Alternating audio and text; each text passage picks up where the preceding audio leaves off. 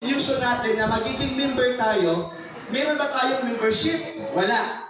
Member tayong monthly dues? Wala. Meron ba tayong contribution? Wala. So dapat siguro, Mr. President, kasi ano tayo organization, di ba? Hindi natin lahat na lang iasa sa DIPAW. Kaya maski tayo ba, na ibig sabihin, member ako ng ganitong grupo. Sa picture ko lang naman ito, kasi ito yung nakita ko. Para eager yung example, eager yung mga kasama natin. Uy, member ako dyan kasi nag-contribute ako dyan. Yung kasama namin, mayroon akong amot doon, may ambag ako doon. Yun lang yung sa akin. Para mas mabago naman natin yung tabak ni Miss Praise Corps since 2011 nung pagpasok ko natin. Thank you. Sige, maraming salamat, Mike. Pag-usapan natin yan pag umupo tayo mga officers. Magandang mapag-usapan yung mas malalim na usapin about that one. And kayo po paano naman mag-amot? Puto ginagmay. Okay, ang reaction lang ni Madam President. Yes, Jay Apales. Ang reaction ni Kuya Navarro kay Kuya ko sa Eagles Club, no? Yan ang pattern, yan ipareha sa Eagles, ikilisin ba? But talking of monetary mo doon, yan we know for a fact, sa mga kuwan, dyan support ng panalapi ba? So, sa tawagin ko ni Madam President Leah Gunoy, sa mga officers, mag-contact of meeting, no? Kaya talking of amot-amot, simple na sultiyon mo. Kasi magkuha sa korta, so abag prasta. So dahil tayo, but anyway, na bilib ko ni mo suki mo, you have your kay heart, kasing-kasing, ang involvement sa organization. So, keep up your good work. So, Madam President, ikaw na pinanong chance niya kahapon. Yes, pag-usapan natin sa upcoming meeting natin. Maski pag magkuramusa, italin ko ini mag-discuss na sa tanong. Yes, Mr. Lindo Roda from Zamboanga del Norte. Okay, good afternoon sa Regional President. Itong coordinator mga list natin sa active members of the committee. Very important, Madam President, because sa organisasyon sa National Union for Journalism na initabo sa Negros, especially guys yung ID. Wala po.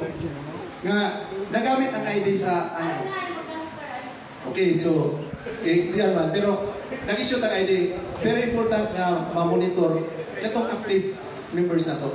No? Yes, kaya magre-review ang officers and coordinators. Magre-review tayo ng mga list ng members. Maganda yun na na-raise yun yung sa ID. May mga ID na ba lahat? May ilan na hindi pa nabibigyan. Parang may ID ka na. May ID na ba? Yung iba wala. Sige na, i-review natin currently with the officers. Panood na lang sa primary, sa officers. Press. Since pinag-usapan natin yung mga opisyalis, paano naman yung mga coordinator, di ba sila yung gamit na gamit? Paano yung mga coordinator na palaging wala dito? Anong masasabi mo? Pag-usapan natin yan. Inopen ko lang talaga dito para Panood na lang din kay Secretary. Alaman ng iba. Baka may concerns kayo dun sa mga press releases.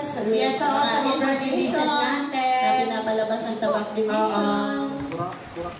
So, about yung sa likod, may mamaya ka na Michael, pagsalita natin yung mga tao sa likod, please. Magandang makapagsalita din yung mga...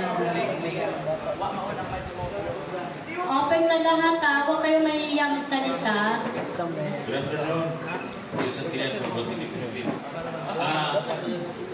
In addition to kay sinabi ni Madam Leah na for press releases, no? So in addition to kay sinabi ni Sir Brigole kanina sa Maynila, maraming mga parang naka-live ni India sa left. Yun yung concern namin kasi dati, as per observation, dati kasi yung media kaya parang nasabihan na align doon sa kabila kasi yung sila mabilis dati tawagan ng media agad-agad doon, so laging nauna mabilis doon as per observation, yun doon, mahina dati, yung sundalo. Pero actually ngayon, hindi na. Yes, so yun lang yung gusto namin din dito. Request namin sana dito sa Taba na ganun. May mga nangyari, tayo papahuli. Dapat mabilis na hindi pa talaga mabilis. Kasi hindi pa siya nangyari na past, di ba? As observations, mabilis yung kriminal eh. Natatawagan mo pa lang sa tayo. Yung sa sundalo dati, kami pa, kailangan i-approve pa doon sa ano, kaya yung sa media, paunahan sir eh, wala kami magagawa. Diba? So, yun lang yung concern namin. So, sana, pero in fairness to the military, hindi na yung ganun, dati yun, ngayon, mabilis na. So, yun yung request namin sir, na sana patuloy natin dito sa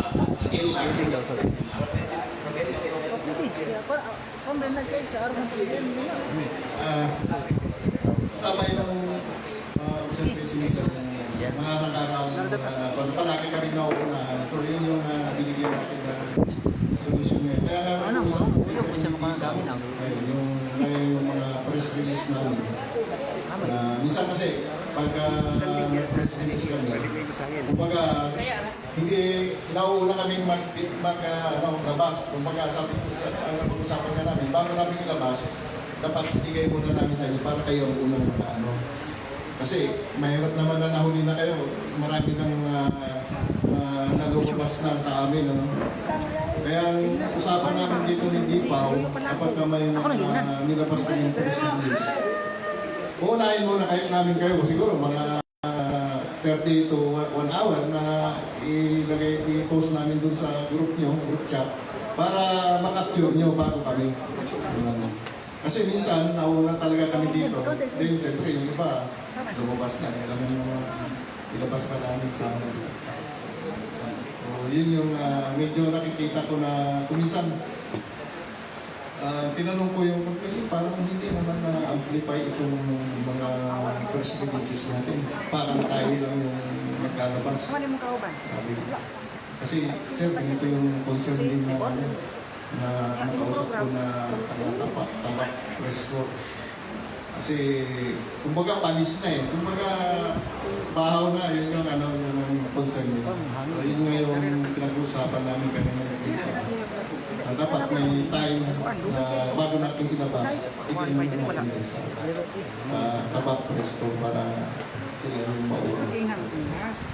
Thank you for that response, sir. Naintindihan naman namin, sir, na siyempre, military, may sinusunod tayong protocol, no? Pero, sige lang, pagsikapan talaga natin. Para hindi tayo nalihado doon sa kanila, no? And, also to take this opportunity na lang, no? On behalf of sa Nagawin ng Pagalian. Bukas kasi, may ano kami, may parang FAMAS award, no? May media night kami bukas, red carpet yun, sa Pagadian City Convention Center. Madam Lia, dito mo siya, sila, bukas. And, yes. and dun sa mga media natin dito, yung invitation natin, ayun pa daw. So, see you tomorrow. May na-receive yung invitation ko wala. See you tomorrow, 6 p.m. No, sa Convention Center. Yung mga hindi taga dito, kung ka pumunta. Ano lang, good and time. So, yun lang. Thank you. So, ganun na lang pahabol na lang ng invitation nila sa kasi kailangan official invitation kanila eh. Okay, may dadagdagan ko doon sa observe ko, sir, sa mga proceedings.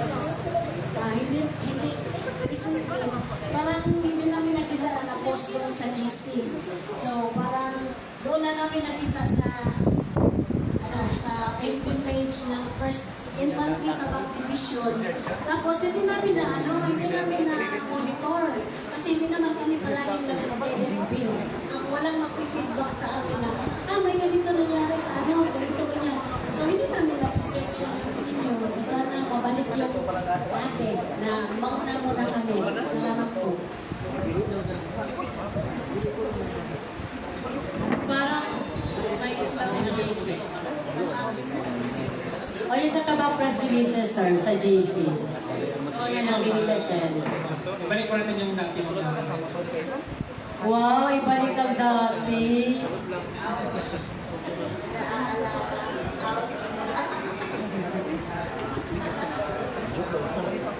May mga concern pa ba?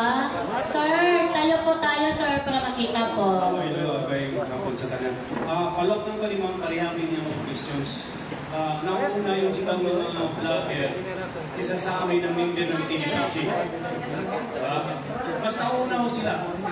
So dapat, kapag ka mayroong mga achievements or mga accomplishment yung tabak edition, dapat ma-forward mo sa bawat province.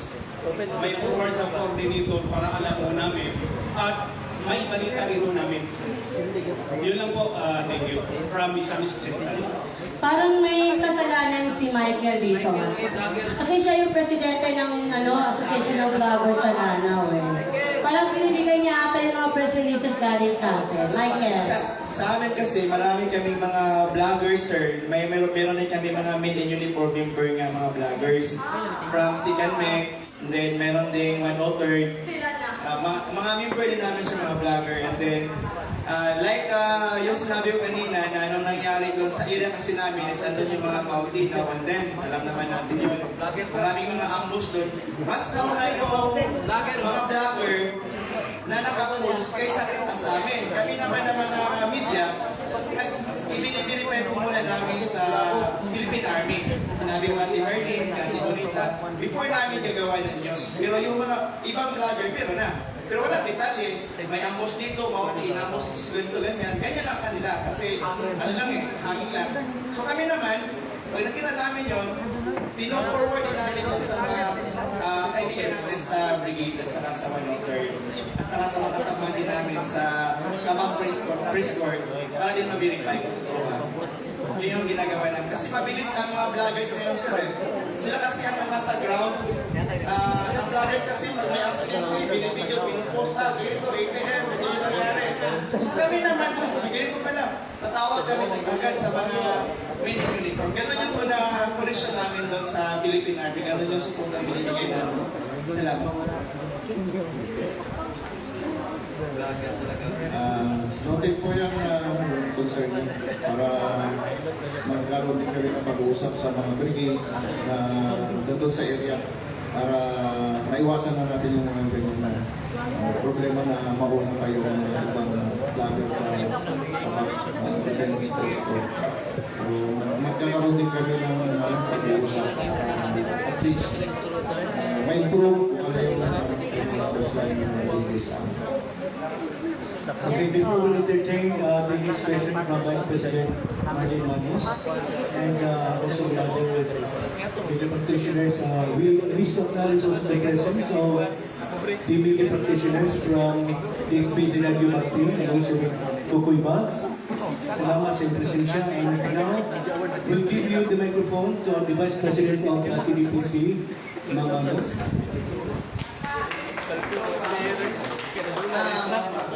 Good afternoon. Actually, Michael, pag-uusapan niya mga vlogger na yan. Kasi yung sampatan nila sa brigade yung mga ito, yan yung sa mulay. Sumasagot naman sila. O kasi ibato agad sa mga sundalo yung kasalanan. Sumasagot naman sila, pero alam mo naman yung mulay, walang ano yun, walang sila.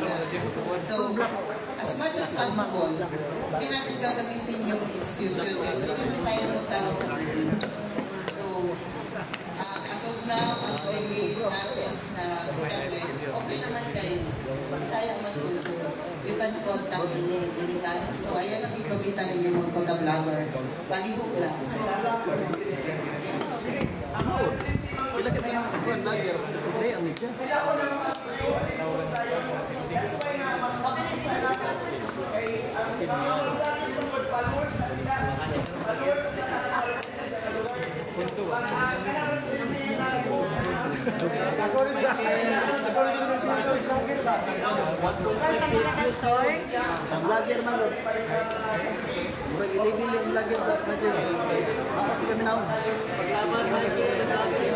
Thank you, Michael. Let's listen to from our friend from Misamis Occidental.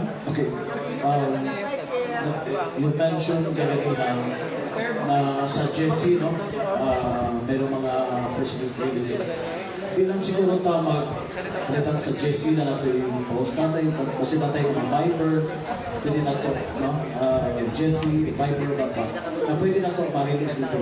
Makita na yung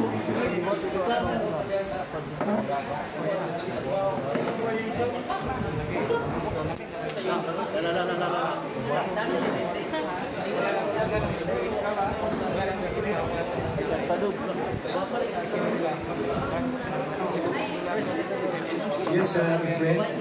Okay, magandang hapon, sir. Yung sa akin lang po, yung commitment namin sa taga-Defense Press po, mag-offer po kami ng free black time sa inyo po, libre yan. Twice a month, 1 hour sa reputation namin para po sa information dissemination. Pag-usapan naman po natin yung ano, sir, para libre yan, sir, libre. 1 hour, twice a month, or Okay, we have another question. Yes, I do. Good morning. This Marson from the News Channel. News 34 sa BNC. In behalf of the City Government of Pangilinan and the City Information Office, led by Ivan Soriano. So ako ang mag-leader. Ano lang, pasalamat ko sa new head sa Lubao, in partnership kami mga presidency kay sa una ba kami presidency dito. So partner ng City Government kung sa mga karuluhan sa Philippine Army and of course NGO. So nagtatapos din tayo sa City Information Office sa CMO. Thank you. Thank you tayo, sir. So, napabay mga calls, sir?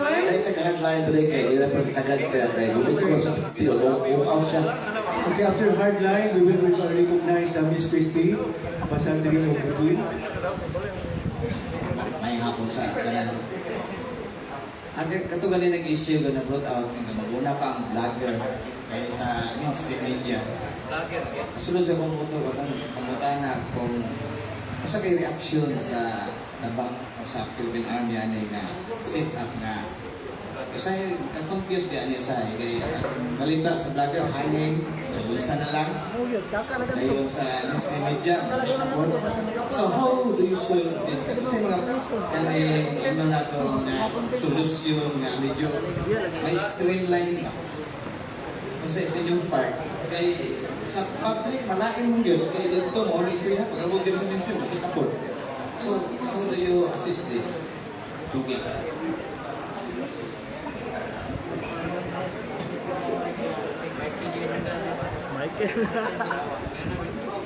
Sir,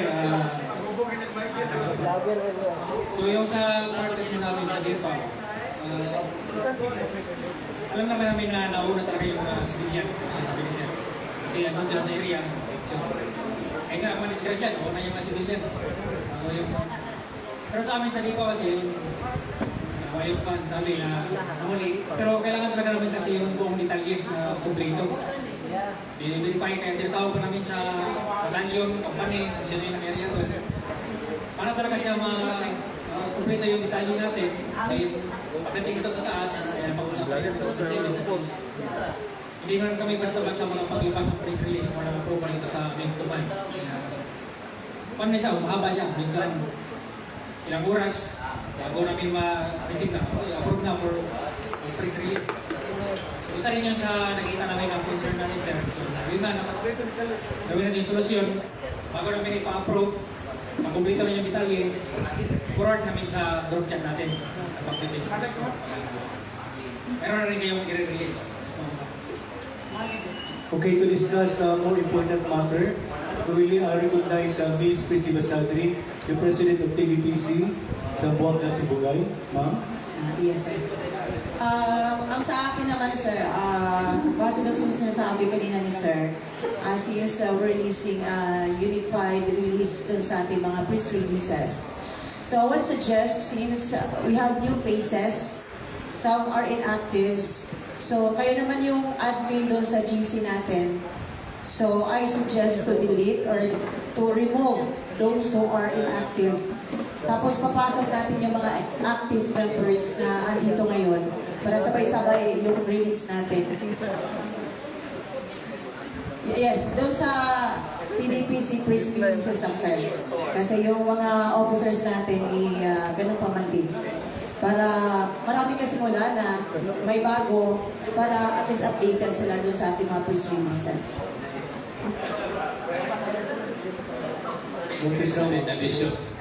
Addition. Addition matters in war between bloggers and media. Ito sa atin, mga friends from the media, para sa akin, huwag na tayo insecure sa mga bloggers. Never naman na Kasi tanggapin na natin ang katotohanan na nag-exist na talaga sila. At saka mauuna talaga sila kasi sabi mo sa now, nagbibalik bloggers na lahat eh.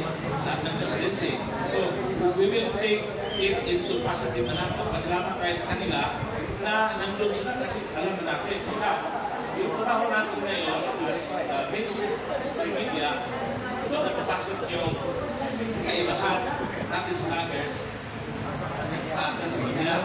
So, yung trabaho natin, yun, to confer sa mga military kung ano na yung, kung ano talaga yung nangyari. So, pasalamatan natin mga bloggers.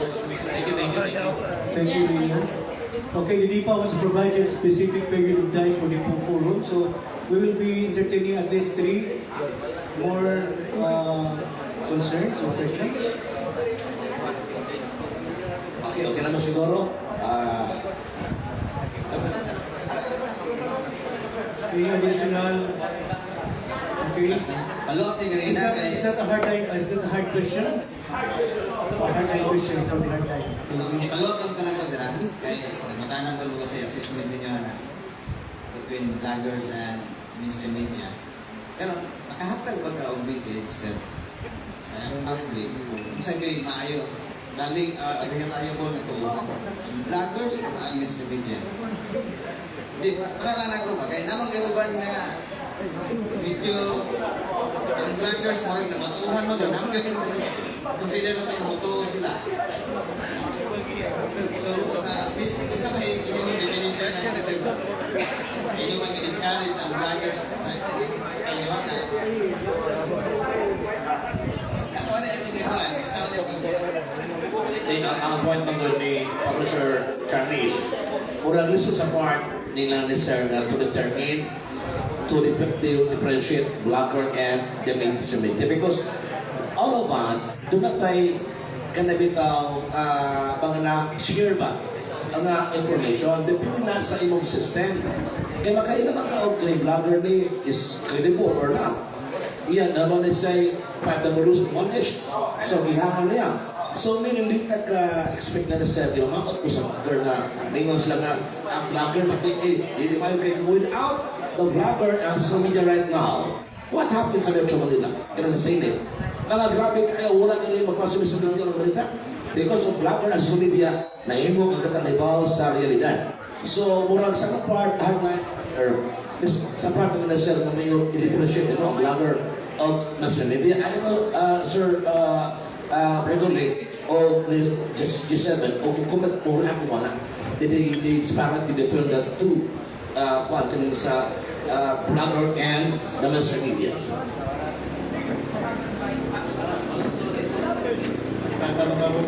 Dapat Tagalog sana, sir, no? Hindi ko kasi naintindihan yung sinabi nila na kaya tinatanong ko. Base sa pagka-translate niya,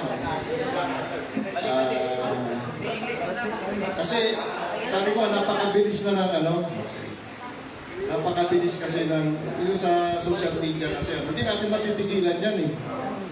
So, ang sa amin dito, pag pinalabas namin dito, ito yung tama lang na verified information.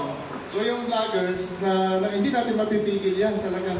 So kung ano yung binigay niya, yun yung kung lang natin, kukorek natin kung maglalabas tayo ng information o press release dito. Okay, hindi na natin masasabi na mas mabilis talaga sila, pero ang ilalabas lang natin dito sa press release natin is yung tamang impormasyon, verified, at yun yung official na ating pa sa tabak. Okay, thank you sir. That's the role of Tabak Defense Press Corps. Diyan natin makikita ang ating kriminalidad at ating professionalism in terms of reporting. Okay? So, XFM. Okay, So, may mga concerns pa ba? Ay, meron sa likod. Kinit Mr. Manti of XFM. Yes, good afternoon. Kamalo, itong lahat na parang Okay, pakitagalog lang po, sir, para maintindihan ko dito sa harap. Thank you! lahat ng mga tao ay vloggers na, di ba? May mga materials po tayo. May mga materials po tayo na kuha natin sa mga vloggers. At trabaho natin to verify sa mangyayari. Ay makabigay ka ng assurance ang ating dito tabak, meron pa makabigay ng assurance na merong spokesperson if ever may verification process na authentication media from the source sa vlogger. Meron bang tao na siya yung spokesperson o siya yung credible na makapagbigay ng information sa atin if urgent yung information na ating kukunin? May oras po ba na thank you po from Dipaw. Sorry sir, in addition sa duty ko bilang Dipaw, ako na rin yung tinalaga nila bilang spokesperson. Kaya pagsipan mo na kuha yung detalye para ma-verify natin kung yung na sa vlogger is totoo. Ako bang mga news mo doon? Kuha itong vlogger, kasi di na. Okay, para kuhan ka ba? Si Twitter. Ang dito.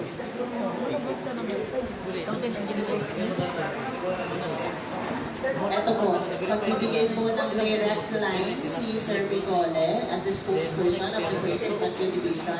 Ibibigay niya po yung direct line sa atin ng mga media para in case na may mga verifications tayo, may mga inquiries tayo, sa kanya natin itanong. Pero please lang, huwag na namang ibigay yung number niya dun sa mga humihingi ng text mate. Para lang talaga to sa trabaho lang. Kasi yung iba kasi, ayaw nang magbigay ng direct line kasi nga, ayun, meron na mga nagtatext or may tumatawag ng madaling araw na may nagsisolicit, may humihingi na kung ano-ano. Pagtrabaho lang sana. Ibibigay ni Sir ang direct line niya. Jay daw babae.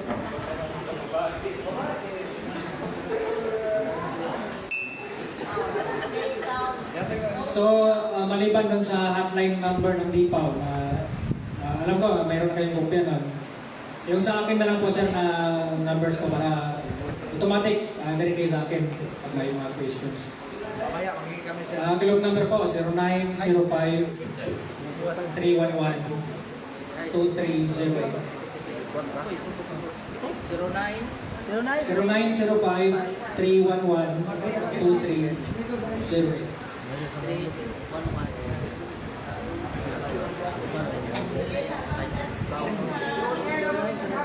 Ang number ha, hindi na pag-text mate. If ever lang na nga yung number ni Sir Paliang, ganang manangin na lang po.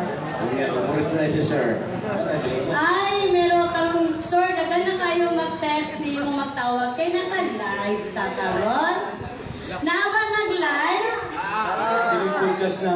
Agard. Kamyat lang. Medyo duguli na siya, no? Medyo duguli. Sige, magpakilala muna before magtanong mo, raise ang concern. Sir, from Wonder Radio, sir. Magandang hapon, sir. Concern. Sabi po na sa amin, nag-handle ng commentary program. Kasi nga sa amin yung reklamo ng mga personnel po. sir, yung sahib ko, inuman, sangkot yung personnel nyo, hindi ba yung mga concern na ganyan, at saka yung may number din kami sa mga battalion commanders, saan kami, dyan na ba talaga, pwede ba? O pwede po doon sa battalion commander kami tawag? Kasi ingon pa nga, murag na sa pawan ninyo, tayo yung battalion commander, o naapoy, di pa o di ay, mao kinaya mo ang makakuan nga kontrata ni Vicky ato ni verify kung sa statement sa military ani kay yung Tagalog na ngayon number one disco ta sa social media ma-post lang gani na diha nga mo ni ang caption ang comment dito di na dayon mao so kami as a media andol og commentary asang gid pinapit mo tawag ani sir sige na sir. So in terms of yung mga issue na ganyan, sir, yung mga offense ng tropa, nandun sa labas, yung mga ganyan. So pwede kayo mag-direct doon sa batalyon kung saan sila naka-area. Kasi sila din yung gagawa ng paraan, paano yan isolusyon, paano yan sagutin yung issue. Andito man yung mga isipin, yan, sila yung sasagot yan sa kung sino naka-area doon sa inyo, sir. In terms naman yung encounter, sir, pwede ba sa inyo na? Okay na yun? Sa akin na yun, sir. Sa akin na yun? Okay. At least nagklaruhan kung saan talawi kami pupunta kasi may traffic man kami nga tigtawag. Tawagan mo doon si i-verify natin dito. May counter sa'yo. Okay. Yan lang po.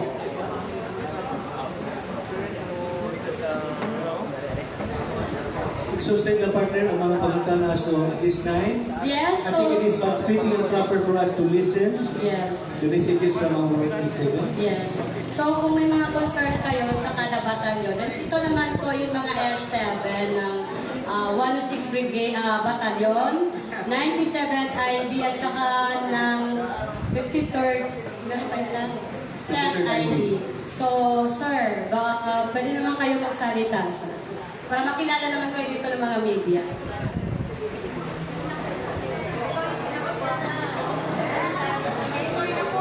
Magandang hapon po sa lahat. Tulad na lang si Video from NIT. Ito lang po sa media. Gusto lang naman natin marinig lahat is yung truth natin matatlo. So sana patuloy natin yun.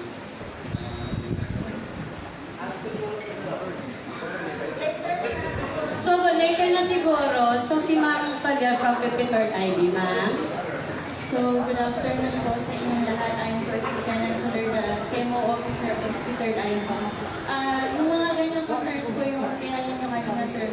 You can directly call me po. May hotline din, may personal number din po. Yung iba na po, ibang media po na nandito ngayon sa akin. Anytime naman po pwede kayong tumawag. And sasagot naman po kami.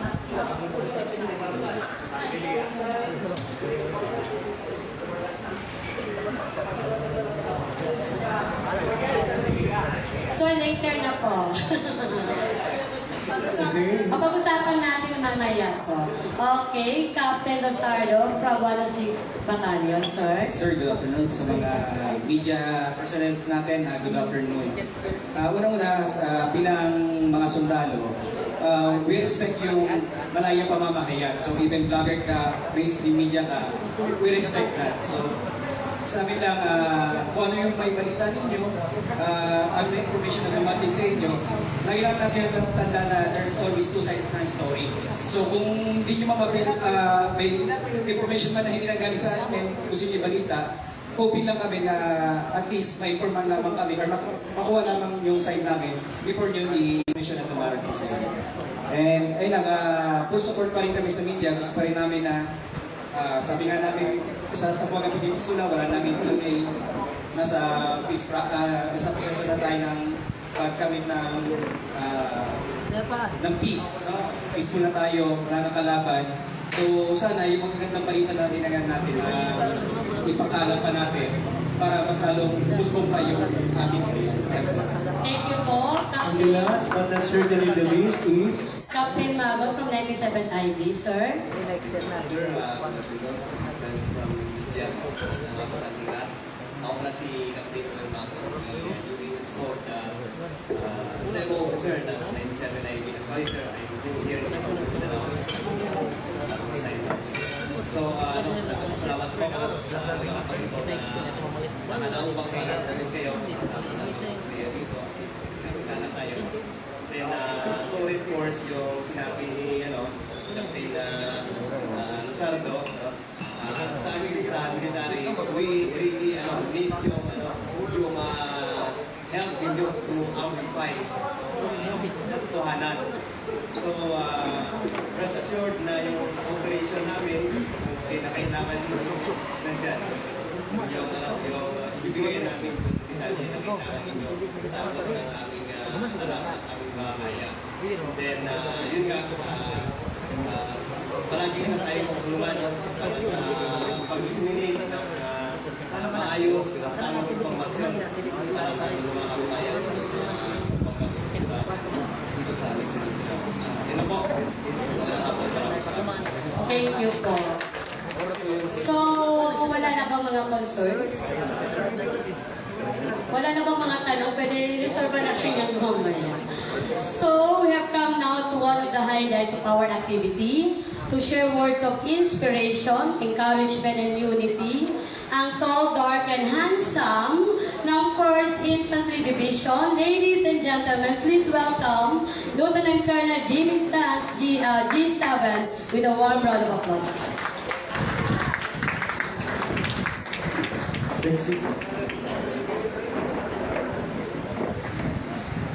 Thank you, ma'am. Actually, ito na yung pangalawang beses na naka-attend ako ng media fellowship. 2020 ko yata yun nung nasa island tayo. Di ba, ma'am?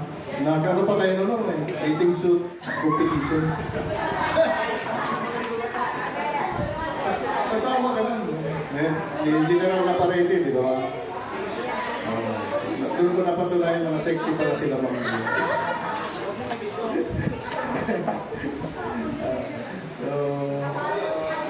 sana maulit yun sa labas tayo para naman hindi palaging nasa loob ng kampo.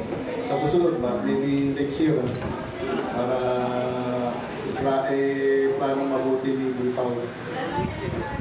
Kasi ngayon may austerity measures tayo dito sa division dahil dun sa conflict sa Iran at US with Israel.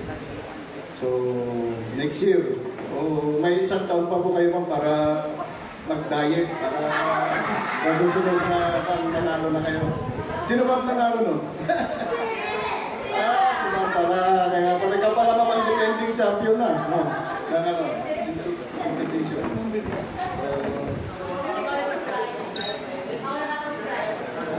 Masaya nung naroon sa Sibugay. Sana maulit yun. Sa ating mga officers, enlisted personnel ng IPAW, ang unang ng ating Chief IPAW, Major Rodrigo Brigole, mga E7s ng different battalions na nandito ngayon, sa officers and members ng Tapak Defense Press Corps, headed by Ma'am Leia Agunon, representative from various media organizations sa Tapak Defense Press Corps. Magandang hapon sa ating lahat. Magandang hapon tayo. Ngayong hapon sa tanan. It is my privilege to extend my warmest greetings to all of you as we gather for this Media Fellowship 2026. As the Assistant Chief of Staff for Civil Military Operations G7, I firmly believe that meaningful partnerships are built on trust, open communication, and mutual respect. Today's gathering is more than a fellowship. It is the affirmation of our shared commitment to serve the people of Western Mindanao through fruitful information, responsible journalism, and collaborative engagement. Hindi pa pala ako nagpakilala. Hindi ako Tagalog, Ilocano ako, kaya medyo matigas pa rin yung dila. Pero 2020 ko, magpo 4 years na rin ako dito. May mga narananan na rin ako na Bisaya din na rin ako may bibenta.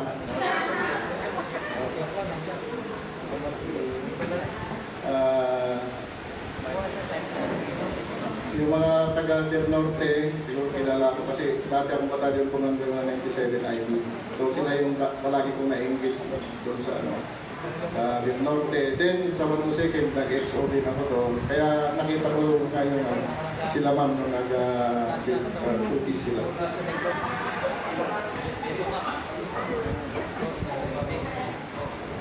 The media plays a vital role in nation building as the fourth estate.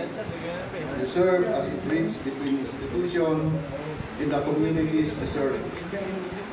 Through your dedication to delivering accurate, timely, and relevant information, you help shape public understanding, strengthen democratic processes, and foster informed citizen participation. The 1st Infantry Tabak Division recognizes and deeply appreciates the support of the Tabak Defense Press Corps in helping communicate our programs, initiatives, and accomplishments.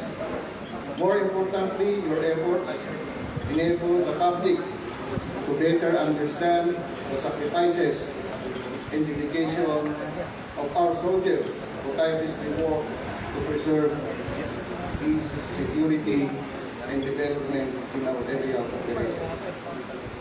As we continue to pursue our mission, we view the media not merely as observer, but as valued partners in promoting peace, countering misinformation, highlighting community development efforts, and amplifying the voices of the people we collectively serve.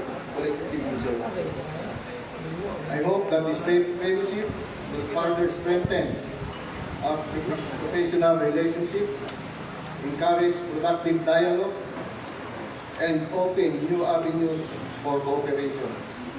Let us continue working together to build a more informed, resilient, and peaceful community. On behalf of the Office of the Assistant Chief of Staff of Civil Military Operation 7, I express my sincere gratitude to each one of you for your continued support, dedication, and partnership. May this gathering foster stronger bonds and camaraderie and inspire us to continue working hand in hand for the welfare of our people and the progress of our nation. Maraming salamat at mabuhay tayong lahat. Thank you, Lieutenant Colonel Sanz, the workaholic and dedicated military officer who deeply cared for peaceful environment, social order, and progress. Thank you, and that ends the first part of our media fellowship program. And see you this evening for